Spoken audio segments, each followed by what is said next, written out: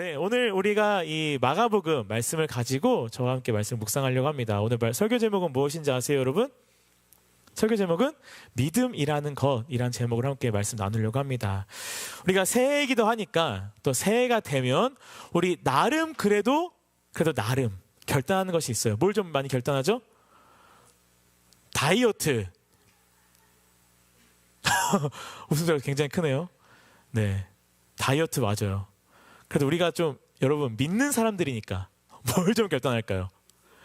특세 이런 것들. 그러니까 우리가 믿는 사람이다 보니까 새해가 되다 보면 나의 신앙적인 어떤 생활을 위해서 나름 결단하는 부분이 있다라는 거예요. 나의 믿음을 좀 위해서 나름의 결단하는 부분이 있습니다. 표정 보니까 없네요. 괜찮습니다, 여러분. 없을 수도 있어요. 우리가 사실 신앙생활하다 보면 가장 많이 듣는 것, 그리고 가장 많이 사용하는 단어, 그리고 가장 많이 부딪히게 되는 부분이 바로 이 믿음이기 때문에 이 새해가 되면 내가 새로운 계획도 다이어트도 하고 연애도 하고 나의 어떤 자격증 여러 가지 공부들을 준비하면서 나름 우리 안에서 신앙적인 어떤 믿음을 위해서 나름 세워가고자 하는 것들이 있다라는 거예요. 그래서 우리에게 있어서는 이 믿음이라는 것, 이 신앙생활 하면서 있어서는 이 믿음이라는 것이 굉장히 중요한 부분인데요. 그럼 여러분, 우리가 계속 교회에 와서 듣는 것, 나름 내가 신앙생활 하면서 내 마음에 가져가는 결단들, 기도 제목들, 또 이런 것들 안에 믿음이 늘 있는데, 그러면 이 믿음이 무엇이라는 거죠? 이 믿음이 무엇이냐? 우리가 교회에서 믿음을 강조하고 있는데 사실 이 믿음에 대해서 잘 알지 못하거나 혹은 이 교회에서 믿음에 대해서 이야기할 때 굉장히 획일화시켜서 생각하고, 그래서 믿음이라는 것에 대해서 오히려 우리가 가장 많이 접하고 있지만 가장 많이 오해하고 있는 부분들도 많이 생기는 것 같아요. 예를 들면 우리가 누군가의 행동이나 혹은 언행을 보면서 어떤 문제가 있다고 판단되었을 때 그것이 믿음이 없어서 그래 라고 판단하거나 그 믿음을 원인으로 치부하는 경우가 종종 있다라는 거죠. 사실 그러면 여러분, 그런 문제를 일으키는 사람들은 믿음이 없다라고 판단하고 원인을 믿음에서 찾을 수 있는데, 그러면 믿음 있는 사람들은 문제를 일으키지 않느냐라는 것이죠. 문제를 일으키는 사람들 중에는 믿음이 없냐라는 거예요. 분명 문제가 없는 사람도 믿음이 있을 수도 있고, 또 믿음이 있다고 해서 문제가 없는 사람이 없을 텐데 왜 교회에서는 그런 행동들을 다 믿음으로라는 단어로 치부해버릴까라는 거죠. 이 믿음은 도대체 무엇일까? 이 믿음은 무엇일까? 이 부분에 대해서 우리가 오늘 함께 좀 생각하는 시간을 가져보려고 합니다. 말씀을 통해서. 실제로 성경에서도 이 믿음에 대해서 굉장히 많이 이야기하고 있어요. 제가 방금 얘기한 것처럼 이 믿음에 대해서 가끔은 획일화하여 믿음이 이런 거다라고 말하는 것처럼 우리에게 교회에서 이야기하는 부분이 있긴 한데요. 사실 근데 성경이 믿음에 대해서 이야기하고 있지만 성경은 이 믿음이 무엇이다 라고 딱 하나로 획일화해서 설명하는 것이 아니라 굉장히 다양한 의미로 설명하고 있고 그 믿음을 그냥 단어를 사용하고 있다는 거예요. 그래서 우리가 이 믿음에 대해서 성경 안에서 좀 찾아보길 원하는데요. 어떻게 찾아볼 거냐면 믿음이 어떻게 얘기하는지가 아니라 믿음의 반대말을 찾아보려고 해요, 여러분. 어떤 단어를 너무 다양하게 사용하게 되면 그 단어를 우리가 딱 정의할 수가 없는데 그 단어에 대해서 의미를 좀 우리가 알려면 필요한 게 뭐냐면 그 반대말을 보면 좀 알 수가 있어요. 아, 이게 이런 걸 좀 의미하는구나. 그래서 제가 여러분들과 이 믿음이란 것을 나누기 위하여 성경에서는 좀 어떻게 이 믿음의 반대말을 사용하고 있는가를 좀 찾아보려고 하는데, 먼저 성경에서 이야기하고 있는 믿음의 반대말 중에 하나는 뭐냐면 의심이에요. 의심. 사실 우리가 이 믿음이라고 하는 것의 반대말은 무엇일까요? 라고 하면 믿지 않는 것이라고 보통 많이 생각할 텐데 그것을 보통 우리는 의심이라고 합니다. 성경에서도 이 부분에 대해서 이야기하고 있어요. 말씀하고 있어요. 어디 부분이냐면 야고보서 1장 6절 말씀인데요. 우리 같이 한번 읽어볼까요? 시작. 오직 믿음으로 구하고 조금도 의심하지 말라. 의심하는 자는 마치 바람에 밀려 요동하는 바다 물결 같으니 라고 말씀하고 있습니다. 믿음으로 구하는데 뭐 하지 말래요? 의심하지 말래요. 의심하지 말라는 것은 뭐예요? 의심하면 그것은 믿음이 없는 상태라고 이야기할 수 있다라고 이야기하는 것처럼 보여요. 정말 그러면 이 오늘 말씀한 대로 이 말씀의 의미가 우리가 하나님께 무엇인가를 구할 때 의심하면 반드시 된다고 확신하면 그렇게 하나님께서 들어주실 거라는 의미를 가지고 있는 것인가? 하나님이 들어주실까? 라고 하는 의심을 품으면 그것이 하나님께서 들어주지 않으시고, 내가 이것을 들어주실 거야 라고 확신을 하면 하나님께서 그것을 들어주시냐라는 것이죠. 여러분, 이 말씀을 어떻게 받아들여야 될까요? 내가 의심하는 것이 믿음이 없는 상태다라고 말할 수 있느냐? 내가 구할 때 의심하면서 구하면 하나님께서 그것을 주시지 않는 것은 아닌가? 이렇게 받아들이면 안 된다는 거예요. 우리가 무엇인가를 구할 때 여러분, 하나님이 하실 줄을 믿는다라고 고백하지 않으면 내가 믿음이 없는 것처럼 보여지고 믿음이 없는 것 같아 보여져서 이루어지지 않을 것 같은 기분에 계속 믿습니다, 확신합니다라고 고백할 때가 있다는 거예요. 내 믿음에 확신을 보여줬을 때 그것이 이루어질 것 같아서. 여러분, 제가 신학대학원을 다닐 때 동아리를 좀 여러 개 했는데 그중에 한 동아리가 뭐냐면 호스피스 병동을 가서 그들을 위해서 기도해주고 섬기는 동아리에서 활동을 했었어요. 하는 사역이 뭐냐면 호스피스를 찾아갑니다. 그리고 생사를 막 가르는 사람들이 굉장히 많아요. 그 사람들에게 예배도 드려드리고 또 믿지 않는 분들에게는 복음을 전하기도 하고 기도를 하기도 하는 부분들이 있는데요. 이 호스피스라고 하는 이 특수성 때문에 대부분의 사람들이 죽음에 더 가까운 사람들이 많단 말이에요. 그래서 의식이 없는 사람도 많고 의식이 있으나 약에 취해서 대화가 어려우신 분들도 있어요. 또 병상에 이제 또 그런 분들 돌아다니면 병상에 뭐가 있냐면 그 사람에 대한 어떤 정보들이 있는데 이름, 뭐 어떤 질병으로 누워 있는지, 뭐 혈액형 나와 있고 거기 또 하나가 뭐가 있냐면 종교란이 있어요. 그래서 무교, 불교, 기독교 뭐 이런 것들이 다 적혀 있거든요. 그래서 제가 가장 쉬운 거는 믿지 않는 사람들에게 기도하는 게 가장 쉬웠어요. 하나님, 이들이 이 병상에 있을지라도 하나님을 믿고 구원받게 해주세요 라고 기도가 제일 쉬웠거든요. 가장 어려운 기도 대상은 누구였을까요? 호스피스에서 제가 기독교인 사람들을 위해 기도하는 게 가장 어려웠어요. 왜냐하면 어떻게 기도해야 될지 모르겠는 거예요. 이 사람들을 위해서. 하나님, 영원한 천국에 데려가셔서 안식하게 하실 것을 바라게 하니 감사합니다라고 기도해야 하는데 그렇게 기도하면 이 사람이 죽길 바라는 것 같은 거예요. 제가 이 사람이 죽길 바라는 것 같은, 그리고 내가 이 사람이 살 수 없다라고 포기하는 것 같은 기분도 들고요.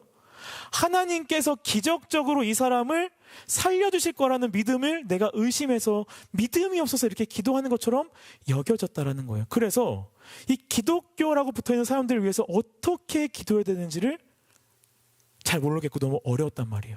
이 사람이 살아나길 위해, 기적적으로 살아나길 위해 기도해야 되는지, 아니면 이 믿음을 가지고 하나님 천국에 갈 수 있었음에 감사해 기도하는지. 근데 제가 어떻게 이렇게 많이 기도했을까요?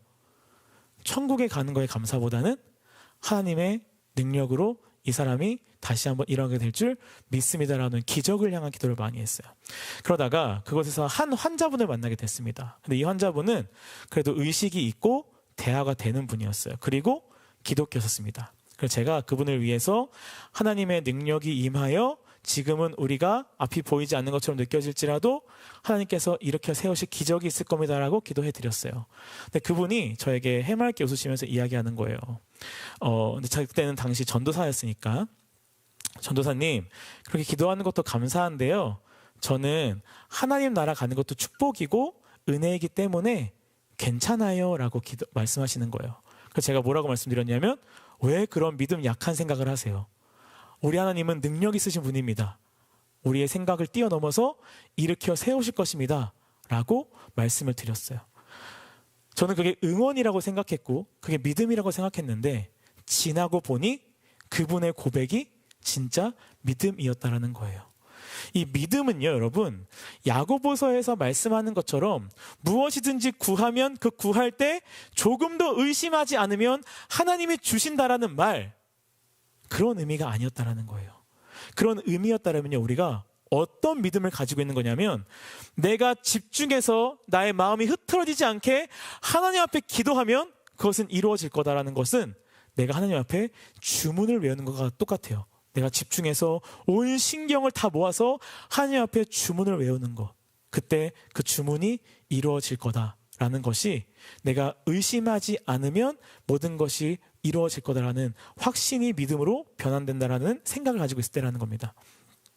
여러분, 사실 이 말씀의 의미를 생각하기 위해서는요, 이 야고보서의 배경을 조금 보면 좋은데요, 이 야고보서의 배경은 어느 때였냐면, 그 백성들이, 하나님을 믿는 하나님의 백성들이 굉장히 고난을 당하고 있을 때였어요. 그래서 이 야고보서를 쓴 야고보가 고난 가운데 고난을 당하는 하나님의 자녀들, 하나님의 백성들을 위해서 편지를 쓴 건데요. 그 편지의 내용이 대부분 뭐냐면, 고난 중에 하나님의 지혜를 구해라라는 주제예요. 고난 중에 하나님의 지혜를 구해라. 그리고 그 지혜를 구할 때 의심하지 말라라는 겁니다. 그런데 여러분, 여기서 말하는 그 의심하지 말라는 무엇이냐면, 하나님이 능력 없으신 분을 의심하는 것이 아니라 하나님이 선하신 분이라는 것을 의심하지 말라는 뜻이에요. 그분의 능력을 의심하는 것이 아니라 그분의 선하심을 의심하지 말라. 하나님이 나에게 왜 이런 고난을 주시는지, 왜 하나님은 내 인생에 이렇게 힘들게 하시는지 도저히 이해할 수 없을 때, 그래서 내가 어떻게 행동해야 되고 어떻게 하기를 원하시는지 알 수 없는 눈앞이 캄캄한 삶을 살고 있을 때, 그런 혼란스러운 삶을 살고 있을 때, 하나님의 능력이 아닌 뭘 의심하지 말라고요? 하나님의 선하심을 의심하지 말라는 겁니다. 하나님의 선하심을 의심하지 말고 하나님의 지혜를 구하라라는 말씀이 이 야고보서의 말씀이에요. 그러니까 정신 집중해서 내가 확신을 가지고 기도할 때 이루어지는 것이 아니라, 고난과 힘듦 싸움 가운데 있을 때 능력이 아닌 뭘 구하라? 하나님의 선하심을 바라볼 수 있는 지혜를 구하라는 것이 바로 이 야고보서의 말씀이었다라는 겁니다. 이 야고보서는 그래서 믿음의 반대말을 뭐라고 하냐면 의심이라고 했어요. 의심. 또 하나는 뭐냐면 불신이라는 말을 합니다. 불신. 우리가 보통 믿지 않는 건데, 이것은 요한복음에 나와요. 요한복음에 많이 나오는데, 당시 요한복음에는 두 가지 부류가 나옵니다. 한 가지 부류는 하나님을 믿는, 예수님을 믿는 제자들, 또 한 가지의 부류는 예수님을 대적하는 바리새인 서기관들이 나와요. 이 제자들은요, 믿음은 있었습니다. 그러나 예수님을 오해하기도 했고요. 그래서 실수도 많이 해요. 그렇지만 그런 상황 가운데 예수님을 신뢰하고 따라가려고 노력했던 사람들이고요. 그 반면에 제가 말씀드렸던 이 서기관들, 바리새인들은요, 예수님을 믿지 않았어요. 그런데 이들이 예수님을 믿지 않았던 여러 가지 이유가 있지만, 그 중에 가장 큰 이유 중 하나가 무엇이냐면, 예수님이 진짜 하나님의 아들인가 아닌가를 구분하기 위하여가 아니라, 그게 아니라요, 이들이 예수님을 믿지 않으려고 했던 이유는 자신들의 세력의 자리가 흔들리는 것을 원치 않았기 때문이라는 거예요. 당시 바리새인들은요, 이 많은 이스라엘의 백성들에게 환영받는 존재였고 존경받는 존재였어요. 하나님의 말씀을 공부하고 연구하고 말씀대로 살려고 늘 애쓰고 노력하는 사람이었기 때문에, 그래서 이들은 그런 존경과 사람들의 어떤 그런 환호 속에 다 지도자층에 자리하였습니다. 그러니까 명예도 있고 그들이 나아갈 수 있는 지도자층에서의 어떤 물질적인 것도 많았겠죠. 그러니까 이들은 예수님이 하나님의 아들이고 아니고가 중요한 게 아니라 예수님이 하나님의 아들이 아니어야 했다라는 거예요. 그래야 자신들의 자리를 지킬 수 있었기 때문에. 그래서 이 불신은요, 예수님이 하나님의 아들이 아님을 생각하는 것이 아니라 나의 뜻과 나의 생각과 내가 가지고자 하는 나의 유익을 이루기 위해서 하나님을 하나님으로 바라보지 않는 것을 불신이라고 한다는 겁니다. 이걸 성경의 이야기해요. 또 하나의 반대말은 뭐냐면 행위를 말합니다. 행위. 이것은 로마서나 갈라디아서에서 많이 말하는데요, 사람은 행위로 구원받는 것이 아니라 무엇으로 구원받는다? 믿음으로 구원받는다라는 말씀하시죠. 로마서 3장 28절 말씀에서 이렇게 말씀하고 있어요. 우리 로마서 3장 28절 말씀 제가 한번 읽어드리도록 하겠습니다. 그러므로 사람이 의롭다 하심을 얻는 것은 율법의 행위에 있지 않고 믿음으로 되는 줄 우리가 인정하노라. 사람의 행위로 구원받는 것이 아니라 믿음으로 구원받는다라는 것을 말씀하고 있습니다. 나의 노력과 나의 어떤 실천과 내가 얼마큼 무엇인가를 했느냐가 중요한 것이 아니라 누구를 믿느냐? 예수님을 믿느냐가 중요한 거다라는 거죠. 또 하나, 히브리서에서는 믿음의 반대말을 뭐라고 이야기하냐면 보는 것이라고 이야기해요. 보는 것이 믿음의 반대말이라고 이야기합니다. 그래서 히브리서를 보다 보면 믿음의 선조들에 대해서 막 이야기를 해요. 예전부터 막 어떤 이야기들, 역사적인 이야기들, 믿음의 선조들의 이야기를 쭉 합니다. 그러면서 그들의 가진 공통점이 뭐냐면 보지 못했더라도 하나님의 약속을 믿고 나아가는 사람들이라고 소개하고 있다는 거예요. 눈에 보이는 것을 따라간 사람들과는 다르게 보이지 않는 것을 따라 약속을 믿고 나아간 사람들을 믿음의 사람들이라고 말씀하고 있죠.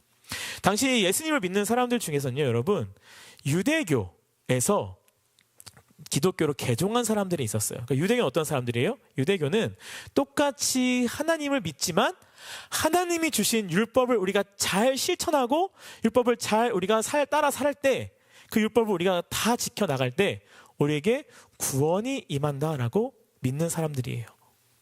그런데 기독교는 뭐죠?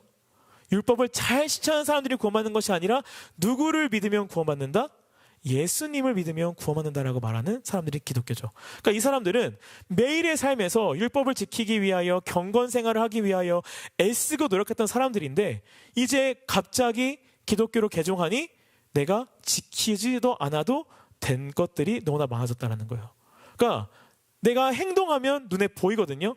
말씀을 읽는 것도 눈에 보이고 기도하는 것도 눈에 보여지고 예배 드리는 것도 눈에 보여지는데 기도한다라고 해서 말씀 읽는다라고 해서 예배를 드린다라고 해서 너희가 보여지는 행동을 한다라고 해서 구원받는 것이 아니라 너희들의 마음에 예수님을 향한 믿음이 있을 때 구원받는다라고 하니 답답한 거죠. 내가 진짜 구원의 자리에 있는 걸까? 정말 내가 구원을 받은 걸까? 내가 하나님 나라에 갈 수 있을까? 천국 백성인가? 의심이 계속 드는 거예요. 그래서 계속 그들이 유대교로 다시 넘어가려고 했습니다. 보여지는 행동을 할 때 내 마음에 위로가 되고 확신이 드니까. 그래서 이 히브리서에서는 믿음을 뭐의 반대말로 이야기해요? 보는 것의 반대말로 이야기한다는 겁니다. 보이지 않는 것을 따라가는 사람들. 그래서 믿음의 조상들과 예수 그리스도가 누구신지를 설명하면서 좋은 것이 아닌, 보여서 좋은 것이 아닌 보이지 않는 약속을 따라간 사람들을 말씀하고 있다는 거예요. 이것이 믿음의 반대말인 거예요. 그러니까 믿음의 반대말이 되게 여러 가지로 나와요. 획일화되어 있지 않고요. 성경에서는 여러 가지 다양한 의미들로 믿음을 설명하고 있습니다. 그런데 여러분, 우리는 그럼에도 불구하고 이 믿음이라는 것에 대해서 이야기하고 생각할 때 너무 추상적으로 그리고 너무 획일화된 모습으로 생각한다는 거죠. 근데 사실 우리가 이렇게 생각할 수밖에 없는 이유도 좀 있긴 해요. 왜냐하면 우리가 믿음에 대해서 이 교회에서 믿음에 대해서 이야기할 때 좀 그렇게 획일화된 걸로 생각할 수밖에 없게 강조하고 강요하는 경우가 자주 있거든요. 그래서 우리가 믿음에 대해서 제대로 알지도 못한 채 믿음의 길을 걸어가고 끌려갈 때가 있다는 겁니다. 무슨 의미인지도 몰라요. 믿음이 무슨 의미인지도 모르고 예수님이 우리를 위해서, 죄인된 우리를 위해서 구원하시기 위하여 죽고 부활하셨다라는 그 사실을 믿기만 하면 구원받을 수 있다고 하니, 믿는 거 여러분 돈 들어가는 거 아니고 믿는다라고 해서 내가 손해보는 거 아니니, 그래도 믿으면 나중에 천국 갈 수 있으니까 약간 보험 드는 것처럼 나름 괜찮잖아요. 그러니까 그냥 한번 동의를 하는 것뿐이에요. 내가 그것을 말에 동의하는 거예요. 내가 죄인이고 나를 위해 죽으셨고 부활하셨고 그래서 내가 그걸 믿으면 나는 구원받고 하나님 나라 천국에 갈 수 있고 동의할게요. 이렇게 끝나버리는 거예요. 틀린 말은 아니지만요, 여러분, 이것이 이 사실을 믿으면 우리가 구원 백성, 하나님 나라의 구원을 받을 수 있다는 그 사실 때문에 우리가 동의한 상태로만 나아갈 때가 많다는 거죠. 그래서 우리가 이 믿음이라는 것을 이야기할 때 되게 획일화되면서 오해하는 부분이 있다는 거예요. 그러다 보니까 어떻게 돼요? 우리의 삶이 동의는 했지만 그 삶이 실제로 하나님을 믿는 하나님의 백성의 삶으로 살아가지 않을 때가 더 많아요. 그리고 예배는 드려요. 신앙을 유지하려고는 해요. 그런데 그것이 나에게 너무나 힘들고 어려울 때가 많다는 것이죠. 여러분, 이것이 틀린 건 아닙니다. 동의했다라고 해서 틀린 건 아니에요. 왜냐하면 동의하여 그 끈을 붙잡고 어떻게든 예배에 그냥 나와서 앉아있는 그 모습 속에서 하나님이 임재할 수 있거든요. 그래서 진정한 믿음을 주실 수도 있고요. 그 마음에 은혜를 허락할 수 있기 때문에 틀린 거는 아니지만, 그럼에도 불구하고 우리가 이 믿음이라는 것에 대해서 제대로 의미를 깨닫지 못하고 알지 못하니 내가 동의한 상태로만 나아가니 내가 이것을 온전히 받아들이지 못하는 부분이 너무나 많기 때문에 이 신앙생활에 어려운 부분이 너무 많이 생긴다는 겁니다. 그래서 여러분, 우리가 그러면 이 믿음이 뭐예요? 목사님 이렇게 길게 자꾸 설명하는데, 혹시 뭐 어려운 말 자꾸 써면서 설명하시는데 이 믿음이 그럼 뭡니까? 오늘 본문을 잠깐 돌아가면요, 여러분, 우리가 19절부터 읽었지만 이야기는 14절부터 사실 시작이 되거든요. 이야기를 간단하게 요약하면 이런 거예요. 예수님과 베드로와 요한과 야고보가 시내산으로 갑니다. 그래서 뭐 변화산이라고 하는 예수님의 어떤 변화되어진 모습을 보아요. 그때 남은 제자들은 예수님의 말씀에 따라서 예수님의 사역을 동네에서 펼치고 있어요. 그래서 그때 누굴 만나요? 귀신 들린 아들을 가진 아버지를 만납니다. 그래서 그 귀신 들린 아들에게 있어서 귀신을 내쫓기 위하여 그들이 기도를 했는데, 안수를 했는데 어떻게 돼요? 귀신이 쫓아내어지지가 않는 거예요. 그래서 이들은 좀 실망했어요. 제자들은 좀 당황했어요. 왜냐하면 처음 한 게 아니라 사실 이들은 이 전부터 예수님의 부르심을 받고 나아가 예수님의 사역을 하면서 이 귀신 들린 자들을 고치는 사역들도 나름 했거든요. 그런데 이 아이가 귀신이 쫓아가지 않는 겁니다. 그래서 논쟁을 막 하고 있는데 그때 누가 와요? 시내산에 올라갔던 예수님과 제자들이 내려와요. 그리고 그 모습을 보시고 예수님과 이 아들을 가진 아버지와 대화를 한 후에 이 예수님께서 이 아들에게 기도함으로 귀신이 쫓겨나가지는, 그래서 고쳐지는 이야기가 오늘 이야기예요. 굉장히 간단해요. 제자들이 귀신을 못 쫓아냈고 예수님이 귀신을 쫓아내셨다라는 간단한 이야기입니다. 사실 여기서 볼 수 있는 다양한 면들이 있는데요. 우리가 오늘 뭘 보고 있어요? 믿음이 부분을 있기 때문에 이 믿음이라는 측면에서의 말씀을 보려고 해요. 오늘 등장하는 이 귀신 들린 아들을 가진 이 아버지는요, 아들이 귀신 들린 것에 대해서 굉장히 힘들어하고 있습니다. 22절에 보면 이 예수님께서 아들이 어떤 증상이냐라고 물어보는데, 그때 이 어떻게 증상하냐면 이 아이에게 귀신이 역사하고 귀신이 들려지면 이 귀신이 아들을 죽이려고 물과 불에 자꾸 던진다라는 거예요. 물과 불에 막 뛰어가는 거예요. 여러분, 상상만 해도 무섭지 않아요? 우리 중에 청년부 한 명에 귀신 들리는데 걔가 불만 보면 뛰어들어가요. 불에. 물만 들어가면 물에 막 한강에 막 뛰어들어가요. 여러분, 너무 무섭잖아요. 아들이 그러니 너무나 얼마나 무섭겠습니까? 그러면서 예수님께 이렇게 이야기하는 거예요.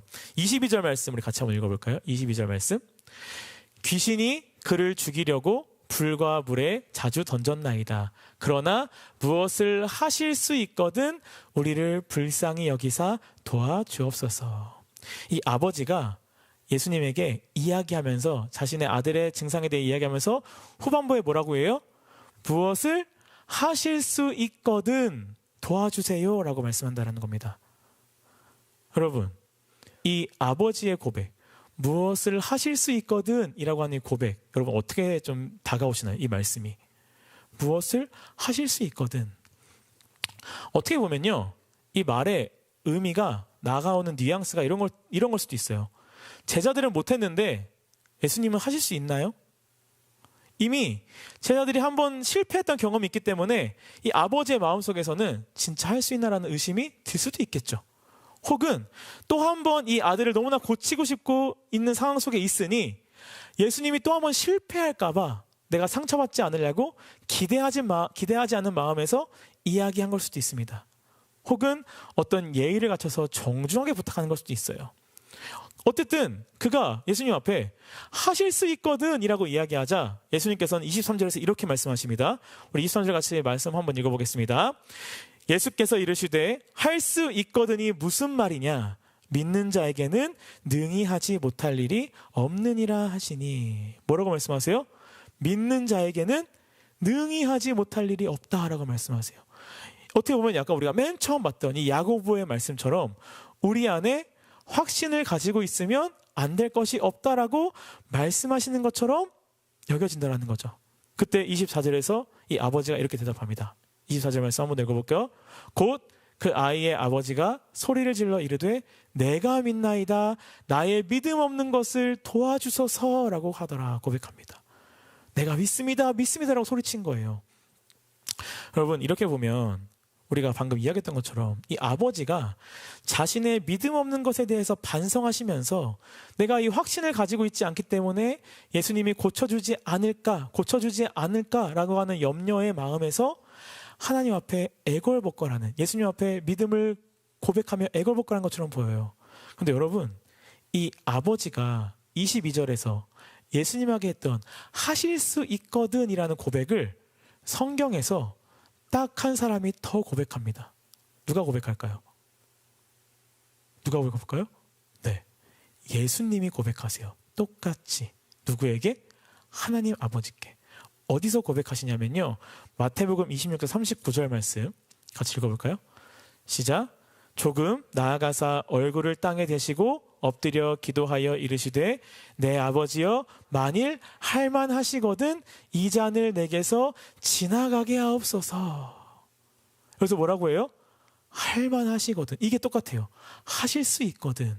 언제 기도하신 거예요? 이게 예수님께서 십자가에 못 박혀 돌아가시기 전날 밤 겟세마네 동산에서 하나님께 기도했던 기도였다라는 겁니다. 할만하시거든, 할 수 있거든 이 잔을 내게서 지나가게 해주세요 라고 하는 이 고백.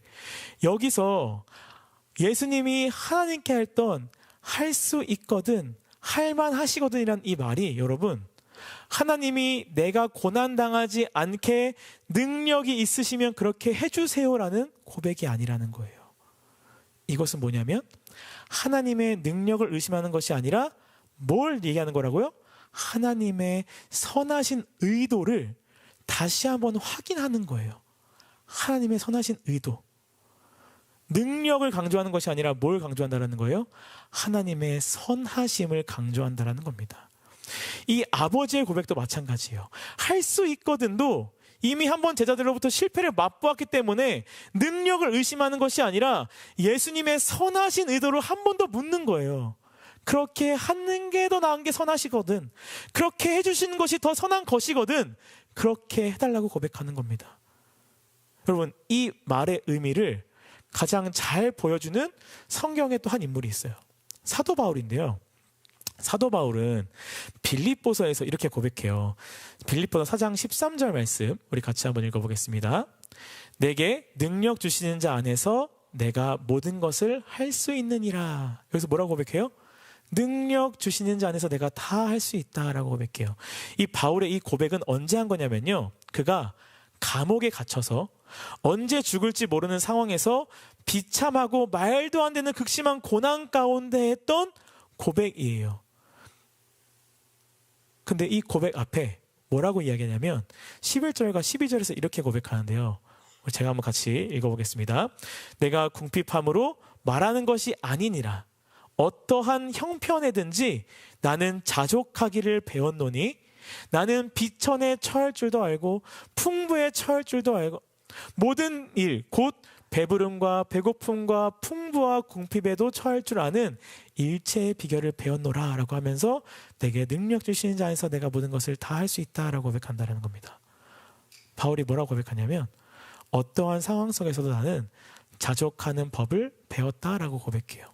근데 여기서 말하는 이 자족함은 뭐냐면 내가 스스로 만족하는 것, 어느 정도 안에서 이제 내가 만족한다라는 것을 말씀하시는 것이 아니라 하나님의 주권에 만족한다라는 고백입니다. 내가 이제 이 정도 선에서는 만족할 수 있는 내 기준을 낮췄어요가 아니라 내 삶 속에서 하나님의 주권에 만족하는 법을 배웠습니다라고 고백하는 거예요. 하나님께서 나의 걸음을 인도하신다면 내가 가난하게 인도하셔서 부하게 인도하셔서 나로 하여금 편안하게 인도하셔도 나로 하여금 고난의 길을 가시게 할지라도 그 모든 것이 하나님의 주권 안에서 하나님의 선하신 의도로 인도하신 거라면 나는 믿습니다. 하나님의 선하신 의도와 주권 안에 있으니 나는 괜찮습니다라고 고백한다는 거예요. 하나님의 선하심을 믿는다라는 것, 그것은 단순히 하나님의 말씀에 동의하는 것이 아니라 그 말씀의 동의를 뛰어넘어서 뭘 하는 거냐면 신뢰하는 거예요. 이 바울의 고백에는 그 신뢰가 있던 거예요. 나를 가난하게 하셔도, 나를 부유하게 하셔도, 나를 힘들게 하셔도, 나를 평안케 하셔도 그 모든 것이 하나님의 선하신 주권 안에 있으니 나는 그것이 고난이건 평안이건 부족함이건 넘쳐남이건 상관없이 나는 만족합니다. 괜찮습니다. 왜? 나는 그 주님의 선하심을 신뢰하기 때문입니다라고 고백한다는 겁니다. 믿음이라는 걸 여러분, 누가 믿음이 더 좋냐 나쁘냐를 구분하는 것은 어떤 관점의 문제예요, 사실. 그러니까 어떤 관점에서 보는가에 따라서 믿음이 좋고 나쁨이거든요. 어떤 사람에게는 이것이 확신이 믿음이라고 할 수도 있어요. 난 하나님을 확신해. 근데 어떤 사람에게 있어서는 그 확신이 욕심이고 탐심일 수도 있다는 거예요.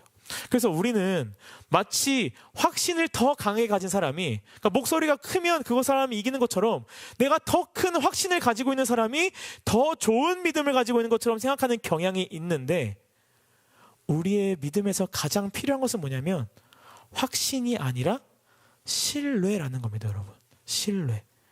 하나님을 신뢰하는 것이 우리 믿음에 가장 필요하다는 거예요. 그의 능력에, 그의 할 수 있음을 신뢰하는 것이 아니라 그분의 선하심을 신뢰하는 것. 그것이 나의 믿음. 내가 얼마나 하나님을 신뢰하고 하나님께 맡길 수 있겠는가가 이 믿음의 중요한 문제라고 기준이라는 겁니다. 이 아들의 아버지 말에 예수님의 대답, 믿는 자에게는 능히 하지 못할 일이 없으니라고 하는 것도 믿음을 가지고 확신을 가져라라는 이야기가 아니라 하나님의 선하심을 신뢰하며 그것을 고백해라라고 하는 말씀이에요. 능력을 의심하지 말라가 아닙니다. 하나님의 선하심을 너가 신뢰하고 고백해라라는 거예요. 그리고 그 아버지가 믿습니다 라고 고백하죠. 그게 뭐예요? 내가 하나님의 선하심을 이제는 신뢰하겠습니다 라는 고백이라는 겁니다. 그 능력을 내가 의심하지 않습니다가 아니라 하나님의 선하심을 신뢰하겠습니다 고백이라는 거예요. 여러분, 이 아버지의 상황은 분명히 너무나도 암흑 같았을 거예요. 제자들도 실패했죠. 아들은 계속 귀신 들려 있죠. 죽음을 향해 달려가고 있습니다. 하지만 그런 상황 속에서 분명히 확신도 없었고 안에 믿음도 흔들렸을 것이며 내가 할 수 없는, 아무것도 할 수 없는 상황 속에서 그가 믿는다라는 고백은 너무나 복잡한 마음 상태 속에 있었을 거예요. 심리적으로 흔들려서 내가 믿습니다라고 하는 고백도 하고 싶지 않고 하기 싫을 수도 있어요. 그런데 그 상황 속에서 그가 뭘 한 거예요? 선하심의 신뢰함을 붙잡았다라는 겁니다. 이것이 믿음이에요. 여러분, 이 믿음이라는 것을 여러분들이 어떻게 생각하고 지금 살아가고 있는지 모르겠어요. 나에게 믿음이 좋고 나쁨을 어떻게 판단하고 있는지를 모르겠습니다. 여전히 예배는 드리고 있지만, 하나님을 믿고 있다곤 하고 있지만 계속 흔들리는 나의 마음을 바라보고 여전히 믿고는 있지만 여전히 나는 믿음 속에서 불안해하고 있고 고뇌하고 있고 고민하고 있는 나의 모습들. 여러분, 오늘 이 믿음이라는 것에 대해서 이야기하면서 이 믿음을 묵상하면서 여러분들에게는 그런 상황 속에는 여러분들에게 이렇게 말해주고 싶어요. 믿음이라는 것은요, 원래 그런 겁니다. 원래 그런 거예요. 믿음이 있다라는 말이요, 그 의미가 흔들리지 않는 어떤 정체된 정확한 상태로 딱 고정되어서 아무 곳에서 어떤 곳에서도 흔들리지 않는 그것이 믿음이 아니라요, 오히려 말할 수 없는, 우리를 뒤흔들고 넘어지게 만들고 나를 미치게 만들고 나를 죽으라고 밀는 것처럼 파도가 치고 비바람이 불어서 정말 내가 버틸 힘도 없고 이제는 그만 놓아버리고 싶고 그런 상황 속에서도 그럼에도 불구하고 선하신 주님을 믿으며 그 선하신 주님이 나의 아버지 되시니 그 선하심이 틀리지 않았다라고 하는 신뢰함 속에서 그 신뢰를 하기 위해서 몸부림쳐 나가는 게 바로 이 믿음이라는 거예요. 굳건히 서 있는 것이 아니라 흔들림 속에 뿌리 뽑히지 않는 그 붙잡음, 그것이 믿음이라는 겁니다. 이 고백은 저에게도 늘 있는 고백이에요, 여러분. 제가 매일 새벽에 뭘 고백하는 줄 아세요? 저의 믿음 없음을 봐주세요 주님이라고 고백합니다. 매일 흔들리고 매일 넘어지고 조금의 유혹에도 어쩔 줄 모르는 제 모습, 하나님, 주님이 제일 잘 아시죠. 그럼에도 불구하고 저의 지금 소망, 붙들 수 있는 것은 가장 선하시고 가장 위대하신 주님뿐입니다라고 고백하는 겁니다. 그 주님을 붙들고 살고 싶습니다라는 고백이 우리의 믿음의 고백이라는 거예요. 여러분, 이 믿음의 고백이 여러분들의 매일의 삶 속에서도 입술로 고백되어지길 소망합니다. 우리가 이 고백 속에 올 한 해도 걸어 나갈 때 그 걸음 한 걸음 한 걸음은 내가 보여질 때는 이것이 믿음의 길인지 세상의 길인지 내가 어디로 가고 있는지 모를지라도 1년을 살고 그 고백 속의 뒤를 돌아보면 예수님과 함께 동행한 믿음의 길이 여러분들에게 다시 한번 펼쳐지게 될 거예요. 가장 선하신 주님을 믿고 그분을 향한 신뢰로 나아가 신뢰가 계속 쌓여져 가는 우리 모든 청년들에게 소망합니다. 그래서 우리 26년도에는 믿음의 길로 나아가서 하나님 앞에 정말 내 믿음이 흔들릴지라도 주님과 동행하며 살아감이 나의 믿음의 길이었다라고 고백하는 우리의 고백이 올해의 마지막이 됐길 예수님의 이름으로 축원합니다.